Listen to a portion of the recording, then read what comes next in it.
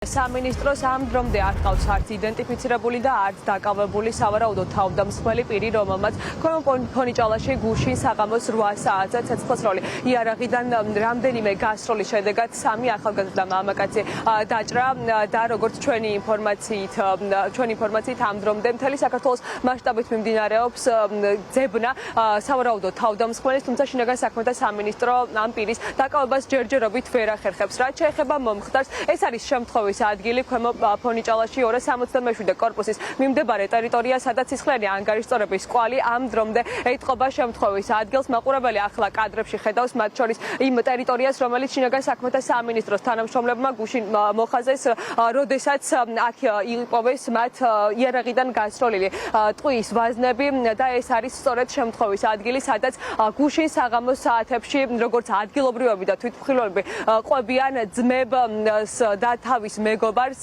ძმებ ყელბერაშვილებს და მათ მეგობარს მოძრავი ავტომობილიდან ცეცხლსროლი იარაღიდან ცეცხლი გაუხსნეს და სამივე მათგანი დაჭრეს. ორს დაზიანებები აქვს მიყენებული ფეხის არეში, ერთს კი მხრის არეში და სამივე მათგანი ამ დრომდე სამედიცინო დაწესებულებაში რჩება, თუმცა მათი ჯანმრთელობის მდგომარეობა არის სტაბილური. ადგილობრივებს უჭირთ საუბარი სავარაუდო მოტივებზე, თუ რა გახდა ამ სისხლიანი ანგარიშწორების მიზეზი, თუმცა ისინი ამბობენ პირად საუბრებში იმასაც, რომ სავარაუდო თავდამსხმელის პირადი სამიზნე იყო სწორედ ძმები ყელბერაშვილების მეგობარი, რომელიც გუშინ საღამოს საათებში სწორედ მათთან სტუმრად იმყოფებოდა და ძმები ამ სისხლიან ანგარიშწორებაში სრულიად შემთხვევით მოხვდნენ და ისინი ასევე ამბობენ იმასაც, რომ სავარაუდოდ ამ ანგარიშწორებას წინ უძღოდა არსებული კონფლიქტი, რომლის გაგრძელებაც იყო გუშინდელი მომხდარი შემთხვევა.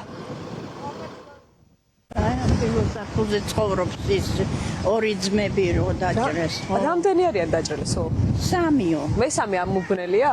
არ ვიცი, მე აი ორი ვიცნობ, აქ ცხოვრობენ და ის ერთი არ ვიცი. როდის მოხდა დაახლოებით? საღამოს 7:30 იყო, როლები იყო 3-ჯერ თუ 4-ჯერ ეს მომის.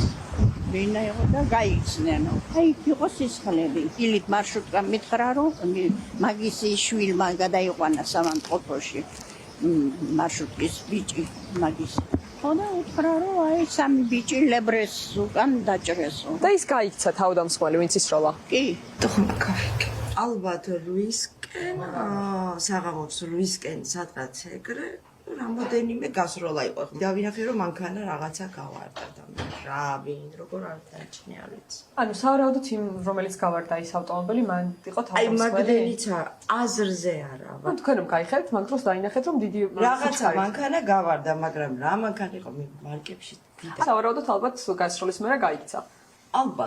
ეგ ყველამ დაინახეს რომ ავტომობილიდან ისროლა, მაგრამ ვინ, რა, როგორ, რატო, რისთვის ეგ არა. ანუ ესე იგი დაინახეს ხო თვითმხილველებმა რომ ავტომობილიდან ესროლეს. ვინც იყო გარეთ ის დაინახავდა. თქვენ გასროლის ხმამ გაგაღვიძათ? ხო. დაახლოებით რამდენჯერ გაისროლეს? 1-3-ჯერ გაიშროლა. პოლიცია ისე იყო ადგილზე, მერე მოვიდა ალბათ, ხო? ხო. პოლიცია მერე მოვიდა. ხო 3-ჯერ ამდენი ნახე. ან ძლიერი ის იყო ხო ხმა? ხო, აბა. მე ომი დაიწყო მე. ანუ ესე ზედიზედ მიჯრით ისროდნენ. ხო.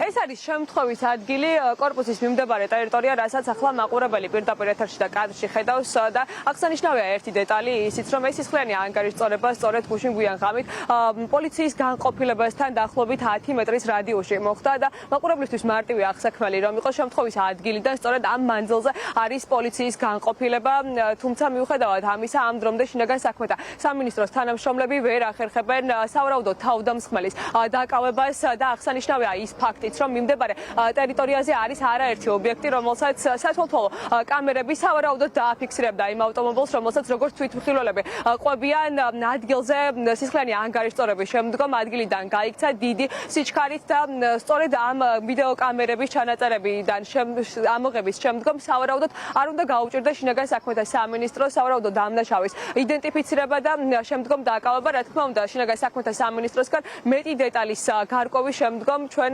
ინფორმაციას განვაახლებთ და ამის შემდგომ მაყურებელს მოვუყვებით.